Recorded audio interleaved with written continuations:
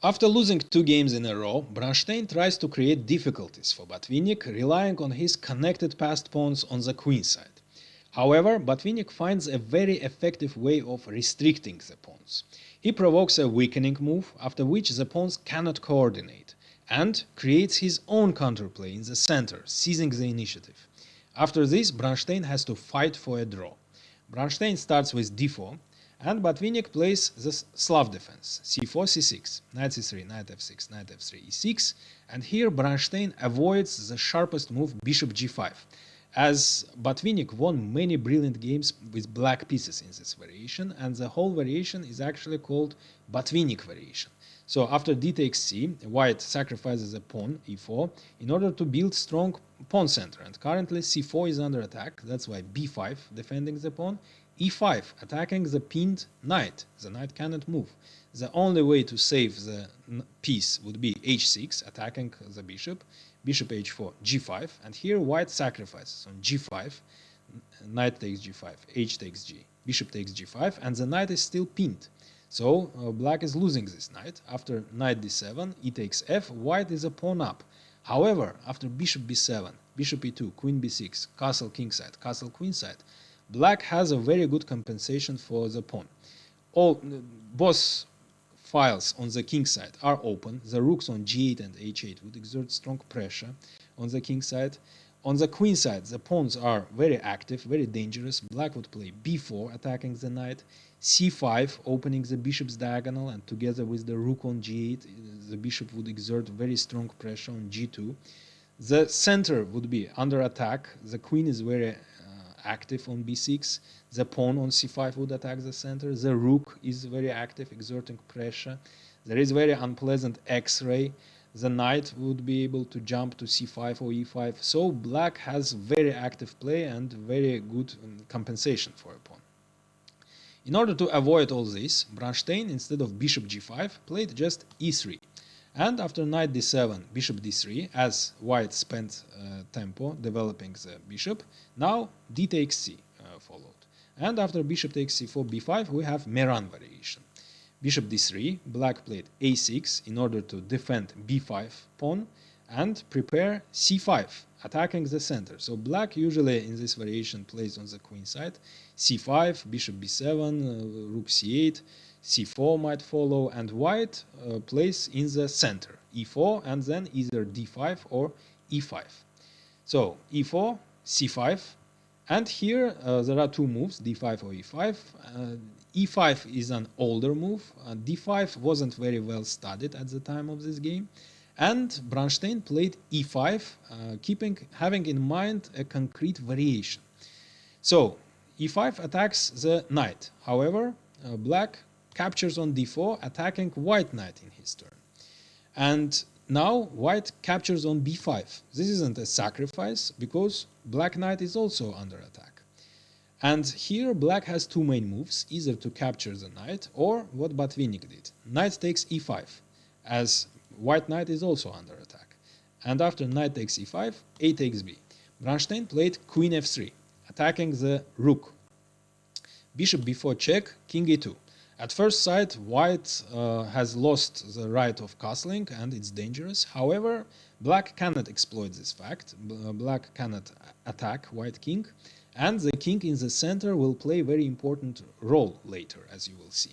Black will move the central pawns, e5, f5, e4, and the king will play a very important role stopping these pawns. So currently the rook is under attack, so rook b8. Knight c6 with a fork, bishop b7 pinning the knight, bishop f4 attacking the rook, bishop d6 defending it. And now the exchange of queens takes place. Knight takes d8, bishop takes f3 check, king takes f3, rook takes d8, and bishop takes b5 check, king e7. As you see, white has connected passed pawns on the queen side, and they are dangerous. If white manages to move these pawns and the pawns move supporting each other, they will be very dangerous. Bronstein played, as the bishop is now under attack, instead of exchanging the bishops, he played bishop d2 in order to keep the bishop pair. As you know, bishop pair is a very powerful weapon.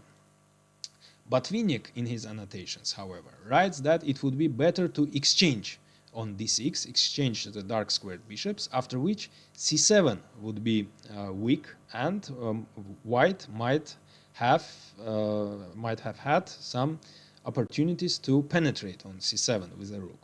Instead of this, Bronstein decided to keep two bishops and played bishop d2. Now, as the pawns are threatening to advance, Botvinnik starts a very effective operation in order to restrict these pawns. He makes a very strong move, rook b8, attacking the bishop, and the bishop cannot retreat because b2 would fall. So, by playing rook b8, Botvinnik forced white to play a4, weakening b4 square. That was the idea.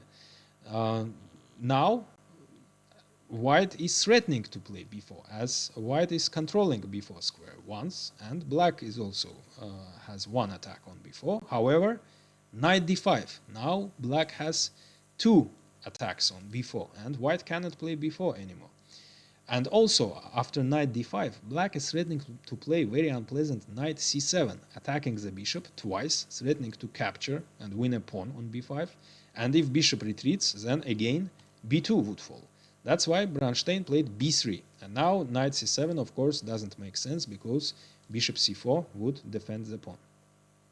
So, after b3, as black has full control over b4, there is no b4 threat, Botvinnik starts his own counterplay in the center, f5, rook c1, e5. Now black is threatening to play d3 with a terrible threat, e4, checkmate. That's why king e2 followed. Now e4, rook c6. So this rook will support the possible advance of the pawn. That's why, in order to stop this plan once and for all, and to make the pawn advance on the queen side ineffective, Botvinnik decides to exchange both rooks. He plays rook c8, and Bronstein admits in his annotations that after this, black seizes the initiative. Rook c1, rook takes c6, rook takes c6, rook b6. This leads to the exchange of the second pair of rooks. Rook b6, knight b6, a5, knight d5, a6. White is threatening to play a7, but bishop c5, taking under control a7 square. b4, of course, black cannot capture twice on b4 because after the exchanges, a7 would follow. That's why bishop a7. And now we see a7 pawn is blocked, and b pawn cannot move to b6 because b6 is under full control of black. So the pawns are restricted, and black pawns are very strong. Black exerts very strong pressure. Black has great space advantage. Black pieces are very active. The king will also be very active in the center, while white king is passive. So in this position, black is already a little bit better. Bishop c6, attacking the knight. King d6, defending the knight, attacking the bishop, and approaching the center. Bishop b7, h6, threatening g5 with further expansion on the king side. That's why Bronstein played h4. However, still g5 followed. And after h takes g, h takes g, bishop takes g5, b4 is unguarded, so knight takes b4 followed. Bishop c8, attacking f5. King a5, now the king is in the center, very active king. Bishop d2, attacking the knight. Knight d5, bishop b7, knight c3 check, and as Bronstein doesn't have any opportunities to fight for victory, as black is even a little bit better, Bronstein, just by exchanging on c3, forced the draw. After d takes c, g3, they agreed to a draw. Hit the like button, as it's really helpful for the channel growth, and see you in the analysis of game 9.